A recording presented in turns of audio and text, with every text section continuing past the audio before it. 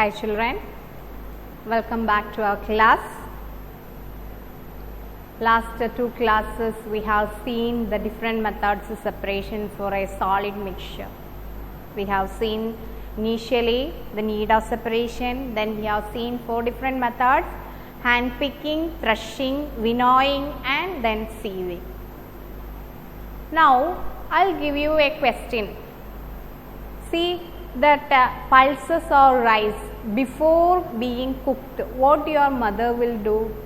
Initially you have said that she will be taking that impurities by hand picking. After that she is directly cooking it. No, what she is doing she is washing that materials to be cooked, isn't it? Either it is rice or pulses, whatever it is, that material we have taken it for cooking and all, before being cooked we will be washing it. What is the need of washing the? Yes, after picking and all, that impurities of larger size will be separated from that material mixture, isn't it? But still dust or dirt materials will be there, which we cannot see with our naked eyes. Right? So, those materials, the dust and all, will be removed by washing. What is happening when we add water that heavier materials will be settling down at the bottom of the vessel, and lighter impurities which we cannot see, those lighter impurities will be coming up with the water to the surface of the water. And when we pour that water, through that water, this type of lighter impurity, floating impurities all will be removed from that. Okay, so what she is doing she is adding water to the mixture, so that the lighter impurities like dust and all will be coming to the surface of the water, and heavier materials will be settling down at the bottom of the vessel, and if we are removing that water, that impurities also will be removed from that mixture. Okay, so this type of method is known as sedimentation and decantation. Okay, there we are adding water to separate the materials or impurities. Okay, till this much we haven't seen adding water, only dry methods we have seen that. Now in this present mixture we have added water and that depending upon the densities that mixture is separated. Okay, so that method is known as sedimentation and decantation.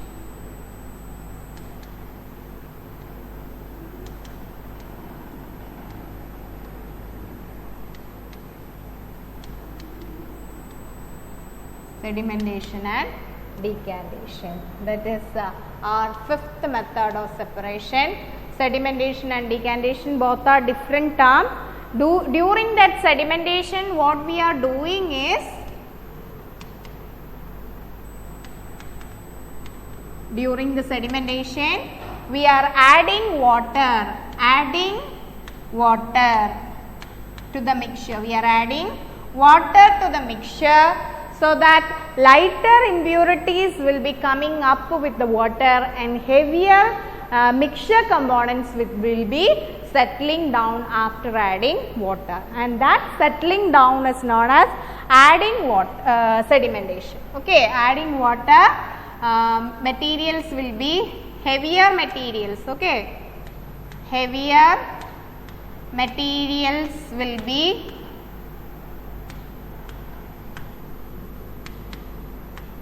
settling down, that is known as sedimentation. Okay, so to the mixture which is to be separated, we are adding water, and after adding water, that heavier materials will be settling down, that is known as sedimentation. Okay, after sedimentation we are keeping that mixture for some time, and after that sedimentation will happen, then we will remove that water from that mixture. We will remove that water from that mixture, and that process is known as decantation. Okay. Decantation. After sedimentation,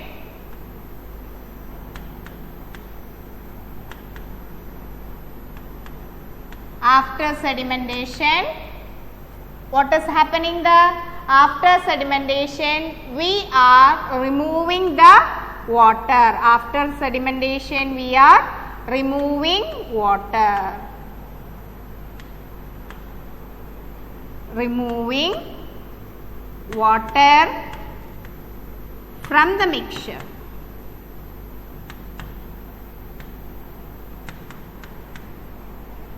So, after sedimentation, we are removing the water from the mixture by slowly pouring into another vessel.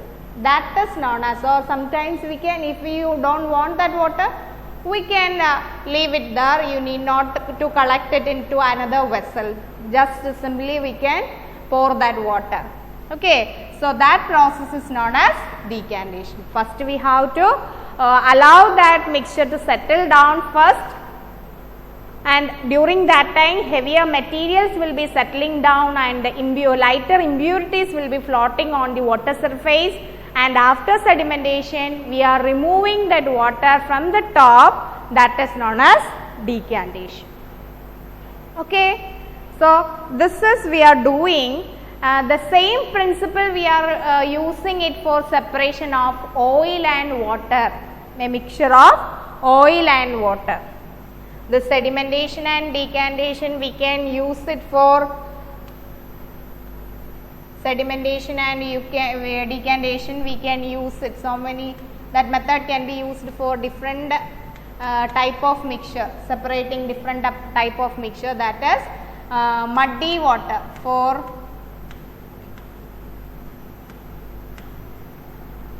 muddy water, mud is separated.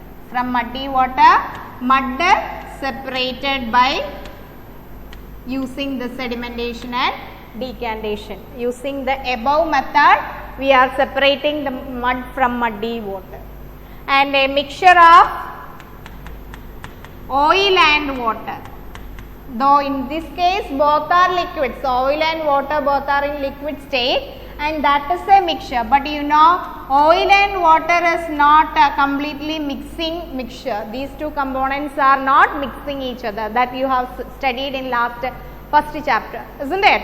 So, they do not mix each other. At that time also we can adopt the method of sedimentation and decantation there. During that time what we are doing is, we are keeping that mixture for some time, and these two different layers will be sedimenting there.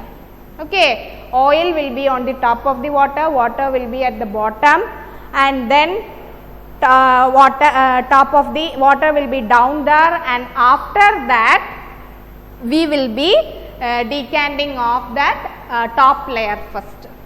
Okay. So, such a mixture also we are separating by adopting that sedimentation and decantation methods. Okay. And do you think any other method we can use it for the separation of muddy water? Yes, as you said, we can adopt one more method, that is filtration. We can adopt another method for that, that is filtration. That is our next method, that is sixth method, filtration.